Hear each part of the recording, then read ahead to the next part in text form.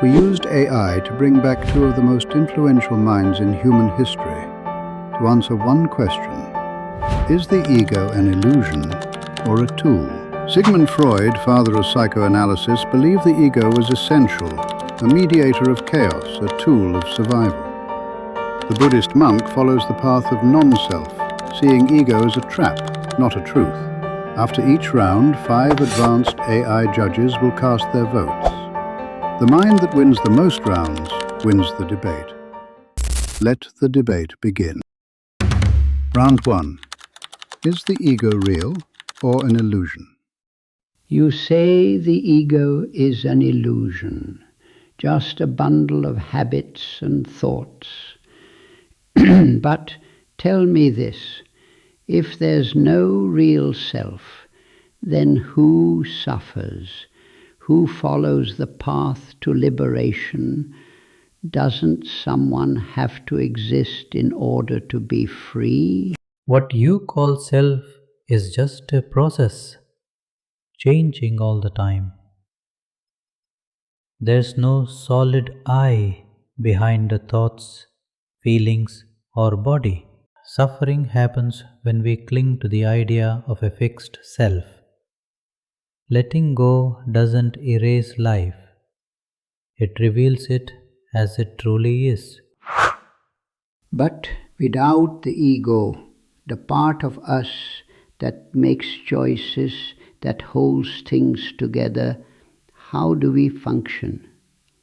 Even your path of meditation, ethics, discipline, it all takes structure. Isn't that the ego doing the work? We don't need a fixed ego to live wisely.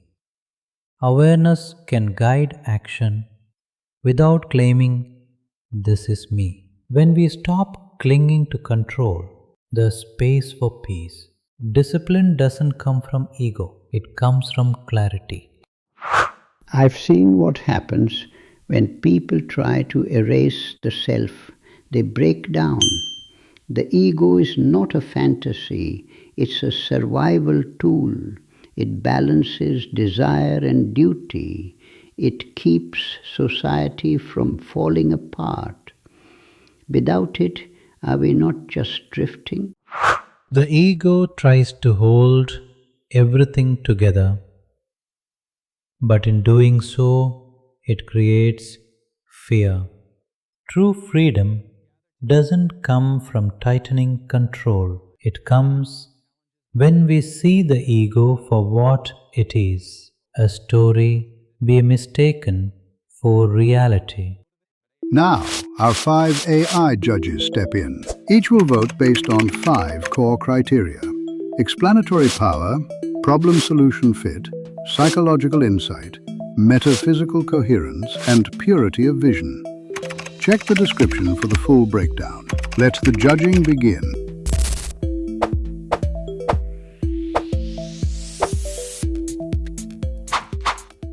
Round 2. Where does suffering come from and how do we heal? Dr. Freud, you've said civilization demands the repression of instinct, but repression breeds tension, and tension becomes illness. Isn't the real problem this?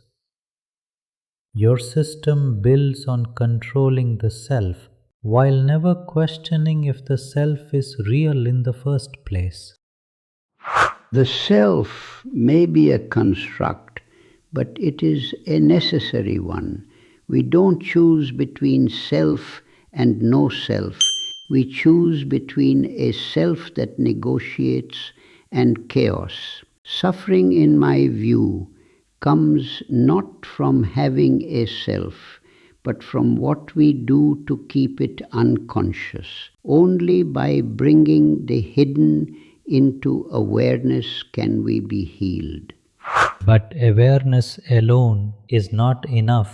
If we cling to the illusion we are its owner, this makes peace with the prison. Mind points to the door. True freedom comes not from managing the ego's pain, but from realizing the ego was never truly there. Yet the door you offer opens into abstraction. Patients don't suffer because they believe in a self. They suffer because of conflict, guilt, repression. I don't ask them to transcend identity. I help them understand its contradictions. To live with a psyche is to live with tension. Healing comes from confronting it, not dissolving it. But isn't that confrontation endless? A cycle of managing symptoms while leaving the root untouched? Letting go is not denial, it is insight. When clinging drops away, so does fear. And in that space, healing happens without effort. And yet we cannot simply let go of what is built into our nature. Desire, defense, the inner split, they are not errors, they are human. My task is not to erase the ego, but to teach it how to suffer well and live anyway.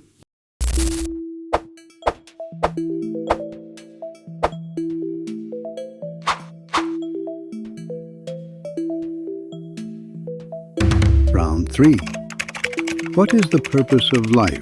To end suffering or to endure it? You speak of ending suffering as though it were life's ultimate task, but suffering is not an error to be erased.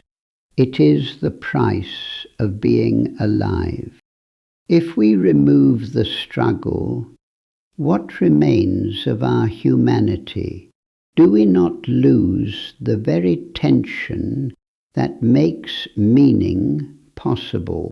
Struggle gives rise to growth, yes, but clinging to it as our identity keeps us bound.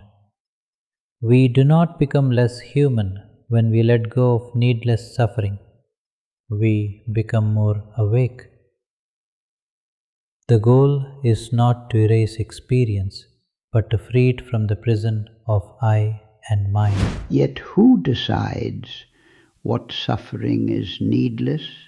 The mother who endures childbirth, the artist who channels pain into creation. We grow because we confront our wounds, not because we dissolve the one who feels them.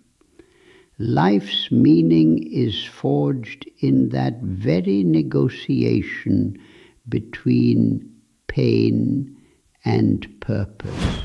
And yet, so much of what we call growth is simply attachment to our own stories. The artist who clings to pain to create, the person who fears letting go because suffering has defined them. True creativity, true love, arises when we no longer grasp at the self as the author of it all. You offer transcendence, but at the cost of individuality. If the self is merely illusion, then who loves, who creates?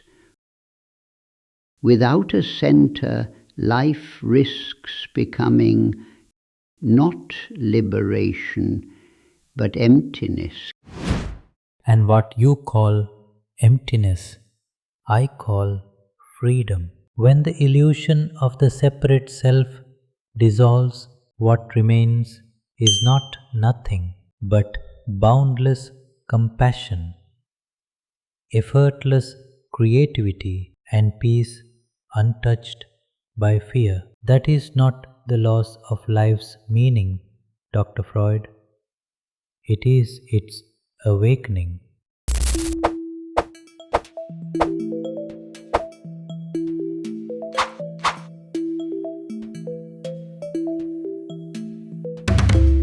Round 4.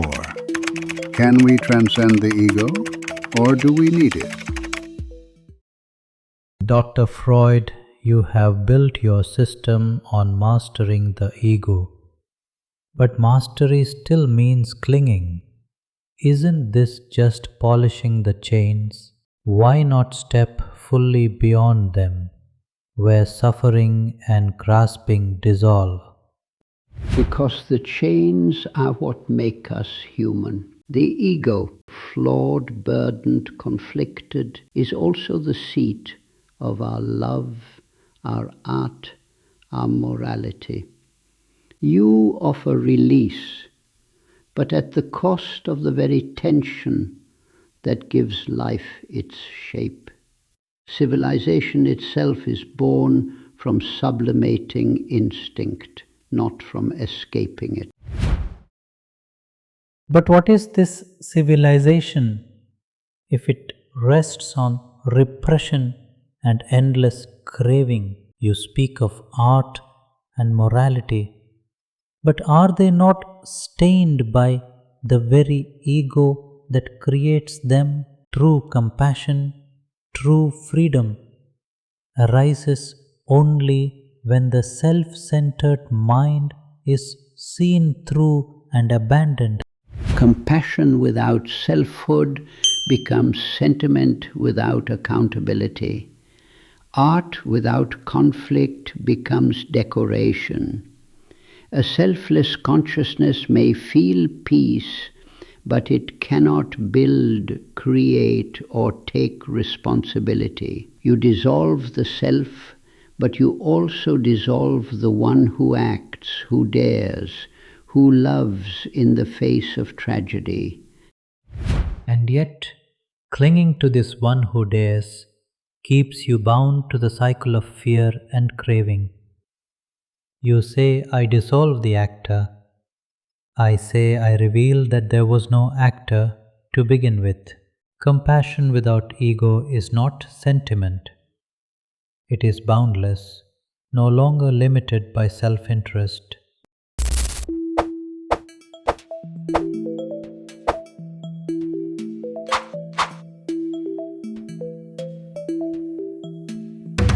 Round 5.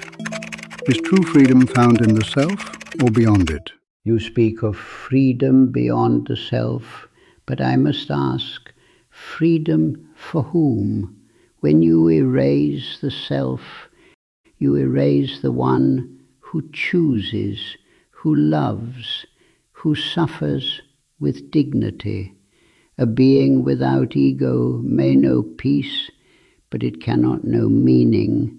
Is your liberation worth the cost of abandoning our humanity?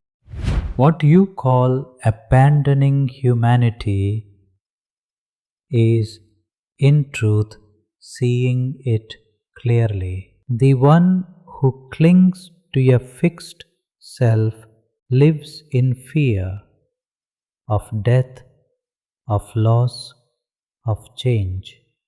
When the illusion of I dissolves, what remains is not nothingness, but an awareness vast enough to hold all things without grasping. That is not the end of humanity. It is its deepest flowering. But an awareness without grasping is an awareness without commitment. Love without self is sentiment without sacrifice. Art without struggle is ornament. Civilization does not grow from boundlessness. It grows from the blood, sweat, and contradictions of the ego. To live as if there were no I is to step away from the very drama that makes life real. You see drama as a price of meaning.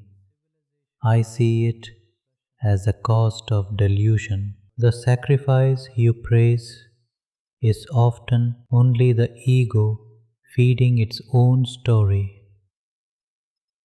When love is freed from possession, it becomes boundless. When creativity is freed from the need to prove oneself, it becomes effortless.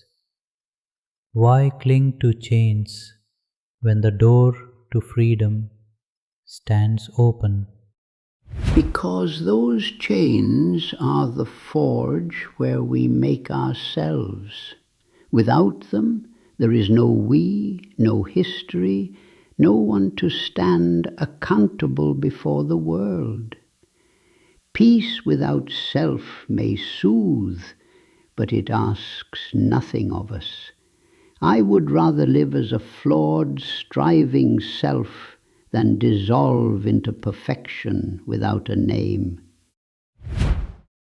And I would rather dissolve the name than live forever enslaved by it. The self you defend is the architect of its own suffering. Letting it go is not erasing life, it is awakening to life unbound. What you call chains, I call illusions, and I choose freedom.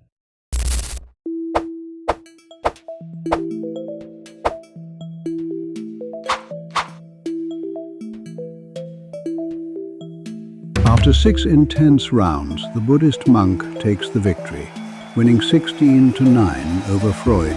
But did the judges get it right? Subscribe so you don't miss the next debate, and comment below.